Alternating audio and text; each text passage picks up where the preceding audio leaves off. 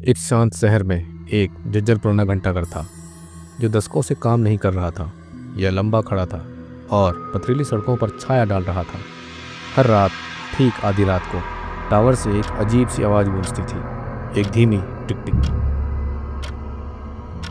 मानो समय स्वयं फुसफुसा रहा हो। एक शाम क्लैरा नाम की एक जिज्ञासा युवती ने जांच करने का निर्णय लिया। वह संकरियां सीढ़ियां चढ़ गई। हर कदम पर उसका दिल धड़क रहा था। जैसे ही वह शीर्ष पर पहुंची, उसने कुछ अजीब देखा। एक चमकती पॉकेट घड़ी जो घड़ी के मुख के ठीक ऊपर घूम रही थी। वह टिक गया, लेकिन उसके हाथ पीछे की ओर चले गए। क्लारा ने हाथ बढ़ाया और जैसे ही उसकी अंगुलियों ने उसे छुआ, उसके चारों ओर की दुनिया स्तब्ध हो गई। वह हैरान रह गई। वह लोगों, जानवरों और पत्तों को बीच बीच में लटकते हुए देख सकती थी, मानो समय ही रुक गया हो। जैसे ही उसने समय को उलटते हुए घड़ी घुमाई, उसकी सांसें उसके सीने में अटक गई।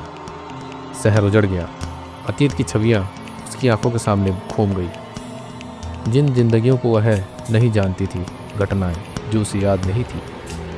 लेकिन फिर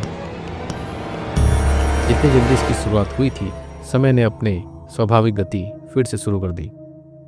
क्लारा ने अपने हाथ में मौजूद घड़ी की ओर देखा, जैसे कि इसका उपयोग ही नहीं किया गया हो। वह टावर से नीचे उतरी, लेकिन जब वह बेस पर पहुंची तो सब कुछ अलग अलग महसूस हुआ।